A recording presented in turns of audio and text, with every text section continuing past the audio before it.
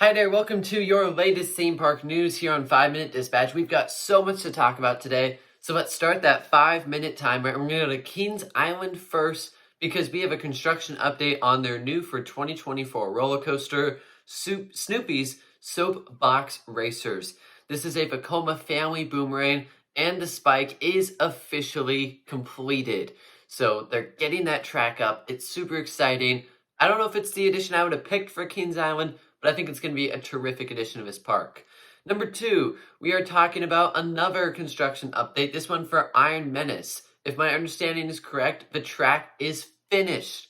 That's right, this new B&M dive coaster for Dorney Park, which we were just talking about a couple of days ago, as the loop being completed, now the whole track is finished. So awesome to see those Cedar Fair parks getting new coasters, getting construction done.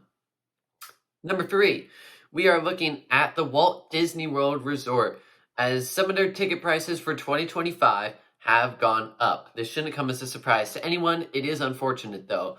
As a general rule, prices for 2025 will be $5 to $15 more depending on the day and park.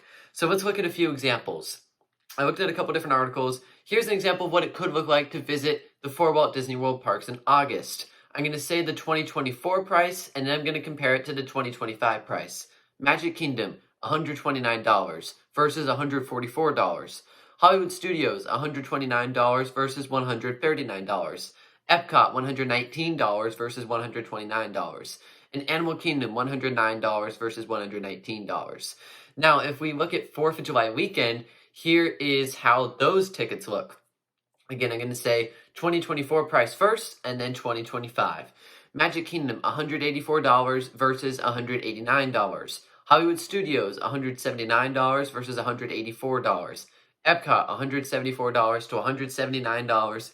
And Animal Kingdom, $154 to $159.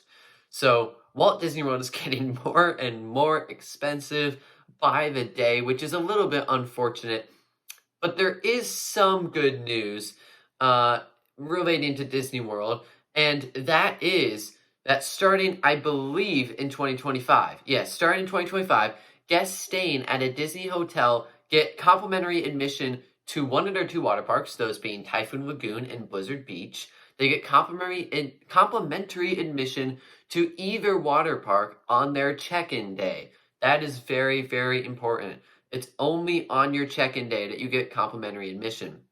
So for me, someone who lives on the West Coast, flying over to Florida, it would be very difficult unless you took a red-eye flight to take advantage of that. Because you realistically want a couple of hours in your respective water park.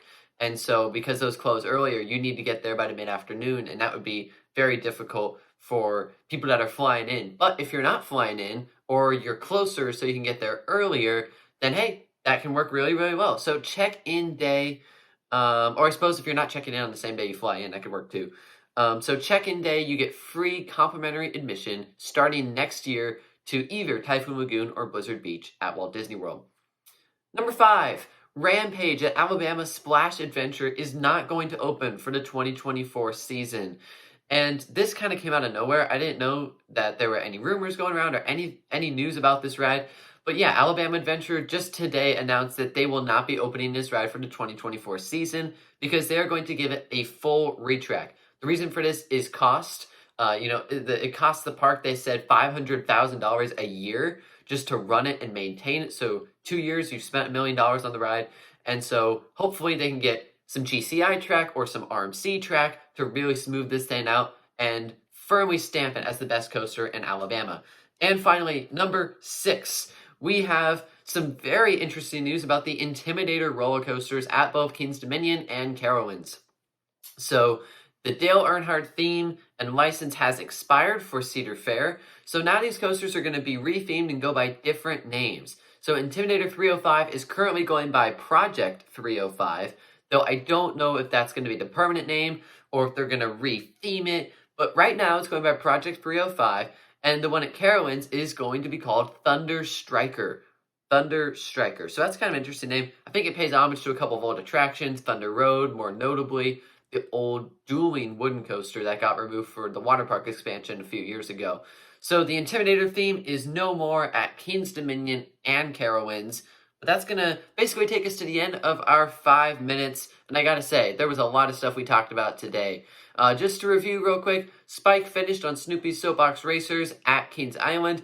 Dorney Park's Iron Menace, the track is finished there. If you stay at a Disney hotel starting 2025, you'll get complimentary admission to their 2 water parks on check-in day. Disney World tickets, though, are going up starting 2025 by $5 to $15 depending on the day in park. Rampage will not be open for the 2024 season, and the Intimidator coasters will not be called Intimidator anymore. So, thanks for watching. See ya in the next one.